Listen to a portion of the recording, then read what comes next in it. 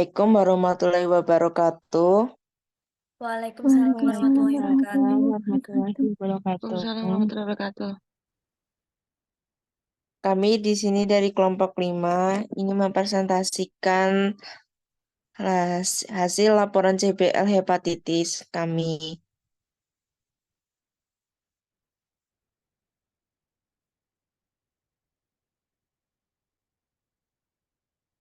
Untuk anggotanya terdiri dari Mbak Dita Putri Pratami, Dwi Frehandini, Ika Aditya, Eva Putri Rahmadani, Seka Nur Hidayah, Dela Widya Sningrum, Dewi Sekar Wiraanggini, Mutiara Kartikape, Cici Meisi, Sophie Angela, Meldi Kusuma, Siva Syahra, dan terakhir Mbak Eriza Desilope. Baik untuk kasusnya, seorang pasien mengeluh sakit kepala, tidak bertenaga, dan mengeluh nyeri pada bagian ulu hati, menjalar ke punggung kanan belakang. Untuk tekanan darahnya 110/70 mmHg, kemudian untuk nadinya 80 kali per menit, untuk RR-nya 24 kali per menit, untuk suhunya 37,2 Celcius, BAK-nya terakhir seperti T, untuk BAB berwarna kuning pucat. Kemudian untuk hasil pemeriksaan fisik, yaitu konjungtivanya tidak anemis, sklera itekrik, mukosa bibir kering, dan kulit tampak Jaldins. Kemudian untuk laboratoriumnya HBsAg positif. Untuk nyeri saat beristirahat atau aktivitas dan mereda. Ketika diberi obat anti nyeri terasa tertusuk-tusuk skala 6/10 dengan hilang timbul. Kemudian untuk nafsu makannya menurun, mual dan ingin muntah setiap kali makan. Kemudian untuk BB-nya 50 kg, belum berubah selama mengalami gejala ini. Lemas semenjak 3 bulan sebelum dirawat. Untuk riwayatnya pengguna alkohol dan merokok. Klien mengatakan tidak mau dijenguk siapapun karena kondisi dirinya seperti sekarang ini. Dirinya merasa malu akan perubahan setelah sakit. Kemudian untuk sakit kepala tidak bertenaga dan mengeluh nyeri pada bagian ulu hati dan menjalar ke punggung kanan belakang.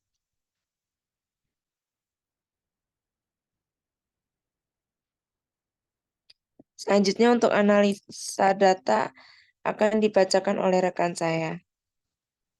Baik, terima kasih Mbak untuk analisa datanya. Data objektifnya laboratorium HBsAg positif. Data subjektifnya PX mengatakan nyeri saat beristirahat atau aktivitas dan mereda ketika diberi obat anti nyeri, terasa tertusuk skala 6. 1-10 hilang timbul. PX mengeluh sakit kepala, tidak bertenaga, dan mengeluh nyeri pada bagian ulu hati dan menjalar ke punggung kanan belakang. Untuk problemnya nyeri akut, etiologi, agen pencedera, fisiologi. Lanjut.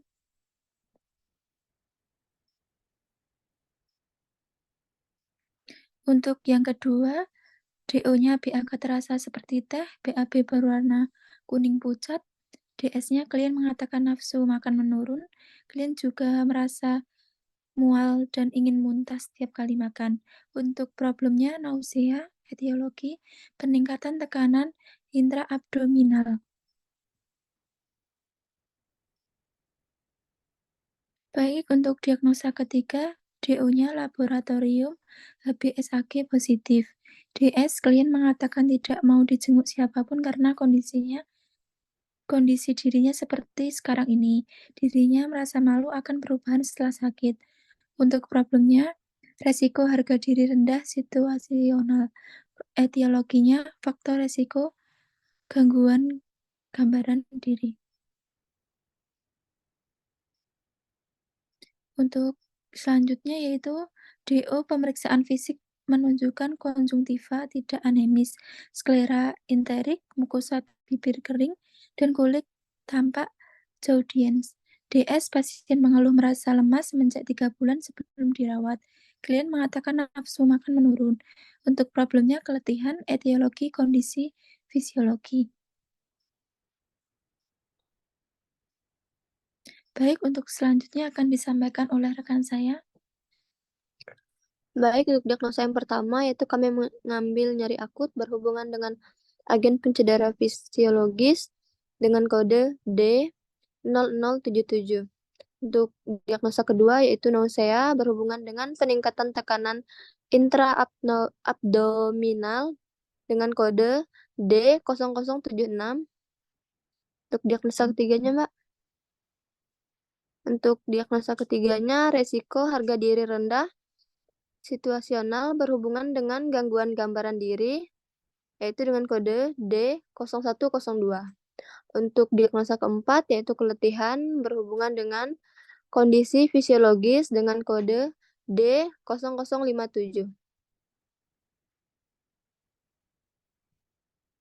Baik, untuk SLKI yang diagnosa nyeri akut yaitu tingkatan nyeri dengan kode L08066 yaitu keluhan nyeri menurun, menarik diri menurun, pola napas membaik, nafsu makan membaik, kemampuan menuntaskan aktivitas meningkat, muntah menurun, mual menurun, perilaku membaik.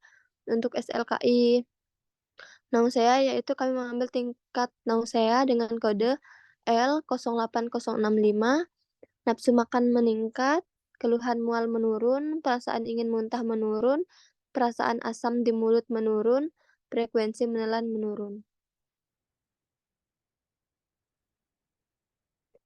Untuk SLKI yang diagnosa risiko harga diri rendah, kami mengambil harga diri, penilaian diri positif meningkat, penerimaan penilaian positif terhadap diri meningkat, perasaan malu menurun, perasaan tidak mampu melakukan apapun menurun. Untuk SLKI keempat, yaitu kami mengambil tingkat keletihan, verbalisasi kepulihan energi meningkat, tenaga meningkat, kemampuan melakukan aktivitas rutin meningkat, motivasi meningkat, verbalisasi lelah menurun, lesu menurun, gangguan konsentrasi menurun, sianosis menurun, selera makan membaik, pola nafas dan pola istirahat membaik. Selanjutnya untuk psiki akan dilanjutkan oleh rekan saya. Untuk bagian psikinya, diagnosa yang pertama yaitu manajemen nyeri dengan kode I0800238. Hasil observasinya identifikasi, karakteristik, durasi, intensitas nyeri, identifikasi skala nyeri. Untuk terapeutiknya, berikan teknik non-farmakologi untuk mengurangi nyeri atau bisa disebut juga aromaterapi, fasilitasi istirahat dan tidur. Pertimbangkan jenis dan sumber nyeri dalam pemulihan strategi meredakan nyeri. Untuk edukasinya, jelaskan penyebab nyeri, jelaskan strategi meredakan nyeri, anjurkan memonitor nyeri secara mandiri, ajarkan teknik non-farmakologi untuk mengurangi rasa nyeri. Untuk diagnosa yang keduanya yaitu manajemen mual dengan kode I03117 dengan hasil observasi, identifikasi pengalaman mual, identifikasi isyarat nonverbal ketidaknyamanan seperti bayi anak-anak dan mereka yang tidak dapat berkomunikasi secara efektif, identifikasi dampak mual terhadap kualitas hidup seperti nafsu makan, aktivitas, kinerja, tanggung jawab, peran, dan tidur. Identifikasi faktor penyebab mual, seperti pengobatan dan prosedur. Identifikasi antiemetik untuk mencegah mual, kecuali mual pada kehamilan. Memonitor mual seperti frekuensi, durasi, dan tingkat keparahan. Monitor asupan nutrisi dan kalori. Untuk terapeutiknya yaitu kendalikan faktor lingkungan penyebab mual seperti bau tak sedap, suara rangsangan visual yang tidak menyenangkan, kurangi atau hilangkan keadaan penyebab mual seperti kecemasan, ketakutan, kelelahan. Berikan makan dalam jumlah kecil dan menarik. Berikan makan dingin, cairan bening, tidak berbau dan tidak berwarna jika perlu. Untuk edukasinya, anjurkan istirahat dan tidur yang cukup. Anjurkan sering membersihkan mulut, kecuali jika merangsang mual. Anjurkan makanan tinggi karbohidrat dan rendah lemak. Anjurkan penggunaan teknik non-farmakologis untuk mengatasi mual, seperti biofeedback, hiponosis, relaksasi, terapi musik, akupuntur. Untuk kolaborasinya, yaitu kolaborasi pemberian antiemetik jika perlu. Em, dari diagnosa yang mual ini dapat data intervensi tambahan, yaitu manajemen muntah dengan kode I03118 dengan hasil observasi, identifikasi karakteristik muntah seperti warna, konsistensi, adanya darah, waktu, frekuensi, dan durasi. Periksa volume muntah. Identifikasi riwayat diet seperti makanan yang disukai, tidak disukai, dan budaya. Identifikasi faktor penyebab muntah seperti pengobatan dan prosedur. Identifikasi kerusakan esofagus dan faring posterior jika muntah terlalu lama. Monitor efek manajemen muntah secara menyeluruh. Monitor keseimbangan cairan dan elektrolit.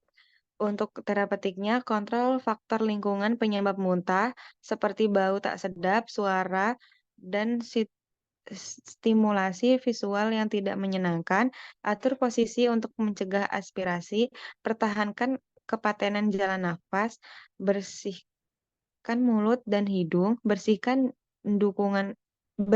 dukungan fisik saat muntah seperti membungkuk atau menundukkan kepala. Berikan kenyamanan selama muntah seperti kompres dingin di dahi dan sediakan pakaian kering dan basah dan bersih. Berikan cairan yang tidak mengandung karbonasi minimal 30 menit setelah muntah.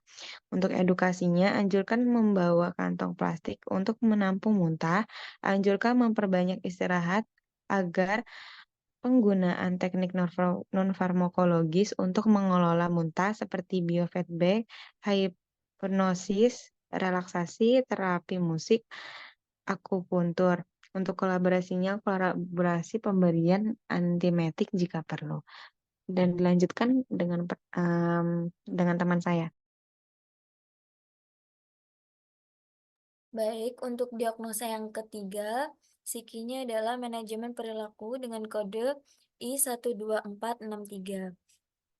Untuk observasinya, identifikasi harapan untuk mengendalikan perilaku. Terapeutiknya, diskusikan tanggung jawab terhadap perilaku. Jadwalkan kegiatan terstruktur, ciptakan dan mempertahankan lingkungan dan kegiatan perawatan konsisten setiap dinas, tingkatkan aktivitas fisik sesuai kemampuan, batasi jumlah pengunjung, bicara dengan nada rendah dan tenang, lakukan kegiatan pengalihan terhadap sumber agitasi, cegah perilaku pasif dan agresif.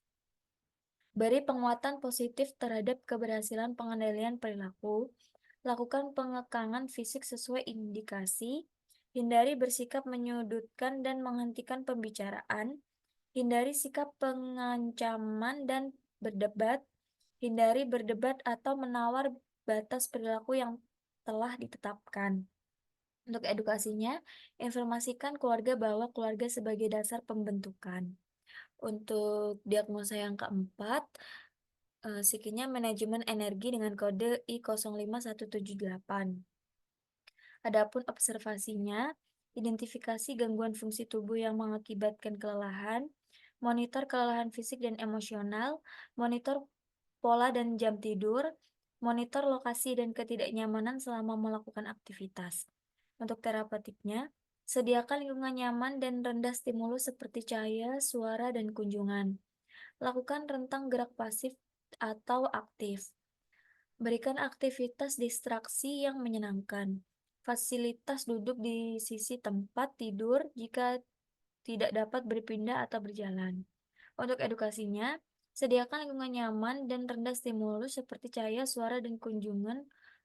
Lakukan tentang gerak pasif atau aktif. Berikan aktivitas distraksi yang menyenangkan, fasilitas duduk di sisi tempat tidur jika tidak dapat berpindah atau berjalan. Untuk kolaborasinya dengan ahli gizi tentang cara meningkatkan asupan makanan. Intervensi tambahannya yaitu edukasi aktivitas atau istirahat dengan kode I12362. Observasinya, identifikasi kesiapan dan kemampuan menerima informasi.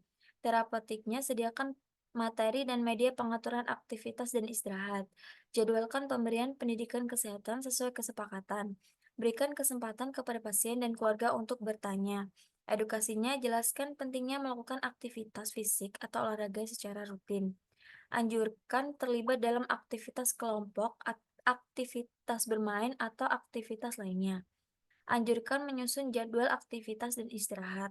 Ajarkan cara mengidentifikasi kebutuhan istirahat seperti kelelahan, sesak nafas saat aktivitas.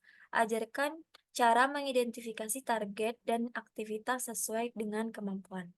Untuk selanjutnya, saya serahkan kepada moderator.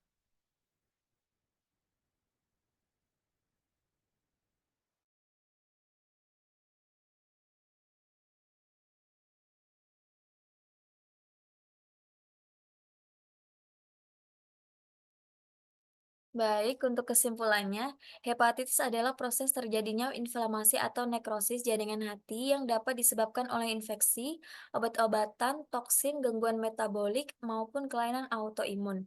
Infeksi yang disebabkan virus, bakteri, maupun parasit merupakan penyebab terbanyak hepatitis akut. Setelah dilakukan pengkajian kepada pasien mengeluh sakit kepala, tidak bertenaga, dan nyeri pada bagian ulu hati, maka didapatkan empat diagnosa keperawatan, yaitu nyeri akut berhubungan dengan agen pencedera fisiologis, nausea berhubungan dengan peningkatan tekanan intraabdominal, resiko harga diri rendah situasional berhubungan dengan gangguan gambaran diri, keletihan berhubungan dengan kondisi fisiologis. Untuk sarannya, dibutuhkan pengetahuan yang baik tentang penyakit hepatitis sehingga pasien dapat mengetahui bagaimana pemeriksaan penunjang, terapi, serta apa yang seharusnya dilakukan selama menjalani pengobatan. Kemudian, pasien juga diharapkan menjalankan pengobatan dengan baik dan benar, serta pendampingan keluarga saat pengobatan akan sangat menolong mereka dalam pencapaian pengobatan yang maksimal. Adapun ini referensi kami. Baik, sekian presentasi dari kelompok kami. Kami mohon maaf apabila ada kesalahan kata. Wassalamualaikum warahmatullahi wabarakatuh. Waalaikumsalam warahmatullahi wabarakatuh.